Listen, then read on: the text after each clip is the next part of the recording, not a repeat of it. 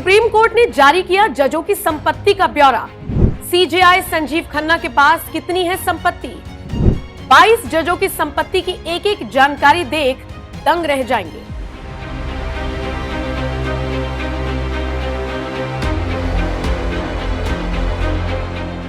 नमस्कार, आप देख रहे हैं एनएमएफ न्यूज, आपके साथ मैं हूं नमता चौधरी। सुप्रीम कोर्ट ने ऐतिहासिक फैसला सुनाते हुए, जुडिशरी में ट्रांसपेरेंसी दिखाते हुए जजों की संपत्ति का ब्यौरा सार्वजनिक कर दिया है और इसी के साथ इस ऐतिहासिक कदम की हर तरफ चर्चा भी हो रही है। अब ये सारी चीजें कैसे वक्त में हुई हैं ये आप समझिए। अब से कुछ वक्त पीछे जाइए ताकि आपको पूरा मामला समझ में आ जाए। आपको याद होगा दिल्ली हाईकोर्ट के जो जज रहे जस्टिस वर्मा, जिनको बाद में इलाहाबाद हाईकोर्ट भेज दिया गया, उनके घर में होली के आसपास आग लगी थी। आग बुझाने के लिए दमकल विभाग की गाड़ियां मौके पर पहुंची, लेकिन वहां पर पुलिस अधिकारियों को और दमकल विभाग के अधिकारियों को क्या नजर आया? बोरी में भरे हुए कैश, बोरी में भरे हुए 500 के नोट। सवाल उठे। उसके बाद जज की सफाई इस पर आई। उन्होंने कहा कि स्टोर रूम है, इसमें ऐसा नहीं है कि आवाजाही सिर्फ मेरी ही है, मुझे नहीं पता ये पैसा कहां से आया। और उसके बाद जब एक्शन की मांग होने लगी तो उनका ट्रांसफर कर दिया गया इलाहाबाद हाईकोर्ट में और वहीं पर यह कहा गया कि भैया वहां चले जाइए। अब ऐसे में कुछ लोगों ने सवाल उठाए और ये लोग आम लोग नहीं थे, बल्कि सुप्रीम कोर्ट के वकील अश्वनी उपाध्याय जैसे लोग थे, जिन्होंने कहा कि जजेस के साथ अगर ऐसा कुछ होता है, मान लीजिए दोष साबित भी हो जाता है, तो ज्यादा से ज्यादा सजा क्या है? इसके अलावा सुप्रीम कोर्ट के ही वकील अश्वनी उपाध्याय कई बार मेरे साथ पॉडकास्ट में ये बात कह चुके हैं कि जजेस की संपत्ति का ब्यौरा सार्वजनिक क्यों नहीं किया जाता। अगर चुनाव के टाइम पर नेताओं को अपना हलफनामा भरना होता है तो जज क्यों अपनी जानकारी सबके सामने नहीं रखते हैं? ये मांग लगातार सोचिए सुप्रीम कोर्ट के वकील ही उठा रहे थे और अब इसी कड़ी में एक बड़ी खबर सामने आई है और वो ये कि सुप्रीम कोर्ट ने जुडिशरी में ट्रांसपेरेंसी के तहत एक ऐतिहासिक फैसला लिया है। जनता का विश्वास जुडिशरी पर बना रहे, इसीलिए सुप्रीम कोर्ट ने न्यायाधीशों की संपत्ति और देनदारियों की जानकारी को सार्वजनिक कर दिया है और अपनी वेबसाइट पर अपलोड भी कर दिया है, यानी वहां पर जाकर आप देख सकते हैं। भारत में, याद रखिए, गौर से सुनिएगा, भारत में ऐसा पहली बार हुआ है कि सुप्रीम कोर्ट के न्यायाधीशों की संपत्ति की घोषणा सार्वजनिक की गई हो। हालांकि 33 न्यायाधीश, उनमें से 22 की संपत्ति की जानकारी आपको उसमें मिल जाएगी। बाकी के सभी जजों ने इसकी जानकारी सुप्रीम कोर्ट को ही दी है।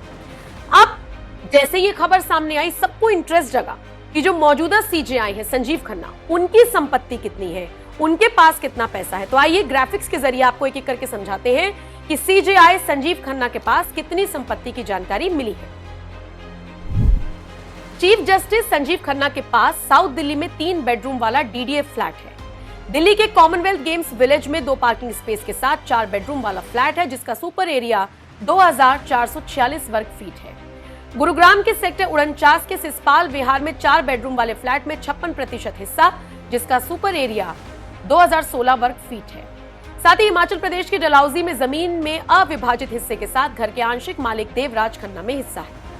एफडीआर और बैंक खाते में लगभग 55,75,000, पीपीएफ लगभग 1,06,86,000, जीपीएफ में 1,77,89,000, एलआईसी मनी बैंक पॉलिसी वार्षिक प्रीमियम 29,625 रुपए, शेयर में 14,000, सोना 250 ग्राम, चांदी 2 किलो है। सोना और चांदी ज्यादातर विरासत और गिफ्ट्स में मिले हैं। साथ ही एक 2015 मॉडल की स्विफ्ट मारुति कार है। इनके एफडीआर और बैंक खाते 55,75,000 रुपए हैं, जैसा मैंने आपको पहले बताया। इनकी पत्नी के पास 700 ग्राम सोना, 5 किलो चांदी, कुछ हीरे की अंगूठियां, पेंडेंट और झुमके हैं। साथ ही कुछ मोती और माणिक की लड़ियां भी हैं। इनमें से ज्यादातर चीजें विरासत में मिली हैं या फिर किसी खास मौके पर गिफ्ट की गई है। सीजेआई संजीव खन्ना के पास कितनी संपत्ति है ये आपने जान लिया, लेकिन इसी के साथ साथ आपको ये भी बताते चले कि संपत्ति के ब्यौरे के साथ साथ सुप्रीम कोर्ट ने हाई कोर्ट और सुप्रीम कोर्ट के जजेस की नियुक्ति की पूरी प्रक्रिया को भी वेबसाइट पर अपलोड कर दिया है। इसमें हाई कोर्ट कोलेजियम को सौंपी गई भूमिका, राज्य और केंद्र सरकार से प्राप्त भूमिका और इनपुट, सुप्रीम कोर्ट कोलेजियम के विचार, सब कुछ इसमें शामिल है। यानी कि जनता, जो आम जनता है, उसके मन में सुप्रीम कोर्ट को लेकर कोई भी द्वेष, कोई भी ऐसी भावना ना आए कि भाई यहाँ पर निष्पक्ष चीजें नहीं होती हैं। इन सारी चीजों को दरकिनार ना किया जाए, इसका ध्यान रखते हुए सुप्रीम कोर्ट ने सारी चीजें सार्वजनिक कर दी हैं, जिसे न सिर्फ ऐतिहासिक कदम बताया जा रहा है बल्कि इसकी तारीफ भी हो रही है। फिलहाल आप सुप्रीम कोर्ट के इस फैसले को लेकर क्या राय रखते हैं, कमेंट करके अपनी राय हमें जरूर। से जज के घर में इतने पैसे मिले हैं या भले ही वो सफाई दे रहे हैं, मैक्सिमम सजा उनके लिए क्या हो सकती है? नहीं, सजा जब चले तब तो, अभी तो अगर दोष साबित हो जाता है तो देखिए, ये भी एक ना मतलब बड़े दुख की बात है कि यहां पे सबके लिए अलग अलग नियम, अलग अलग कानून। एक सामान्य व्यक्ति के यहां इतना बड़ा नोट मिल जाए ना, हाहाकार मच जाता अभी तक तो। तुरंत एफआईआर दर्ज हो जाएगा। एफआईआर दर्ज होके तुरंत उसको गिरफ्तार कर लेंगे और उसके बाद उसका मामला शुरू हो जाएगा। लेकिन नौकरशाह के यहां अगर नोटों की बोरी मिल जाए तो भी उसको सस्पेंड तो कम से कम कर ही देते हैं, इमीडिएटली सस्पेंड कर देते हैं। कोई भी नौकरशाह हो, सस्पेंड तो तुरंत कर देते हैं, टर्मिनेट भले नहीं करते हैं, काम शुरू हो जाता है। लेकिन जज साहब के यहाँ अब मिलिए, अब प्रोसेस देखिए, मतलब कानून हमारा देखिए। उनके यहाँ पहले इन हाउस इंक्वायरी होगी। इन हाउस इंक्वायरी कौन करेगा? जज ही करेंगे। तो जज साहब के यहाँ नोटों का बंडल मिला, जज ही साहब इन हाउस इंक्वायरी करेंगे। अच्छा। और अभी तक पिछले 75 साल का रिकॉर्ड ये बताता है किसी भ्रष्टाचारी जज को कुछ नहीं हुआ है। किसी भी पैसा लेके गलत फैसला देने वालों जजों को कुछ नहीं हुआ है। केवल इतना किया जाता है, उनसे कह दिया जाता है तुम इस्तीफा दे लो। इवन उनका जो पेंशन भी नहीं बंद की जाती है। मेरी जानकारी में, हो सकता है ऐसा हुआ, मुझे नहीं पता है, मेरी जानकारी में बहुत सारे ऐसे भी केस हुए जहां एकदम साफ साफ एविडेंस था कि हाँ, इस जज ने गलत फैसला दिया है, इसके बदले इसने मकान लिया है, इसके बदले इसने फ्लैट लिया है, इसके बदले फार्म हाउस लिया है। तो उस जज को सीधे बोल दिया काम करो, इस्तीफा देकर निकल जाओ तुम चुपचाप। यहाँ लखनऊ हाईकोर्ट में हो चुका है।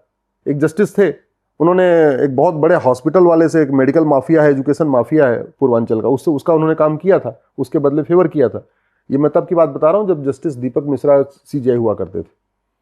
ठीक है, उसका क्या हुआ? कुछ नहीं हुआ। इन हाउस इंक्वायरी हुई, इंक्वायरी के बाद उसको कहा भाई तुमने तो कुछ पैसा माल पानी लिया हुआ है, तो काम करो तुम इस्तीफा दे लो बस।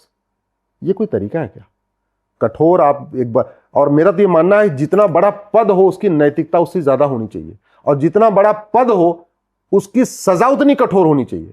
तब तो आम जनता में समझ में आएगा, सबक जाएगा। अरे बाप रे बाप, जज साहब को 20 साल हो गया, 30 साल सजा हो गई, हमारी क्या हालत होगी?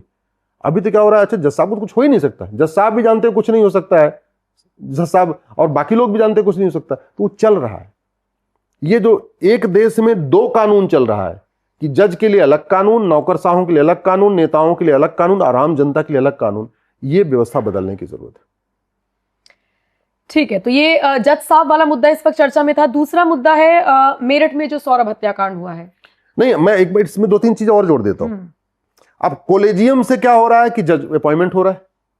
तो कोलेजियम में क्या हुआ कि 10 वकील जो पिछले 20 सालों से एक साथ कोर्ट आते थे, एक साथ कोर्ट से जाते थे, एक साथ लंच करते थे, एक साथ शाम को बैडमिंटन खेलते थे, पूरी अच्छी खासी दोस्ती पिछले 10 साल से 20 साल से, उसी में से एक वकील जज बन गए।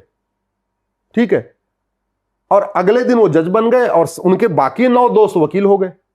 अब आप ही बताओ, ऐसा कैसे हो जाएगा कि जिसने 20 साल की पुरानी दोस्ती है, पहली प्राइमरी एक साथ पढ़ा, जूनियर एक साथ पढ़ा, 10वीं 12वीं एक साथ किया, ला एक साथ किया, और ये किया नहीं किया कम से कम 20 साल एक साथ वकालत किया है, और जज बनते ही वो जज इतने एकदम स्ट्रिक्ट हो जाएंगे, इतने फर्म हो जाएंगे कि अपने उस साथियों की मदद नहीं करेंगे, उसकी तरफ वो इंक्लाइंड नहीं होंगे। ये तो ऐसा कैसे हो सकता है?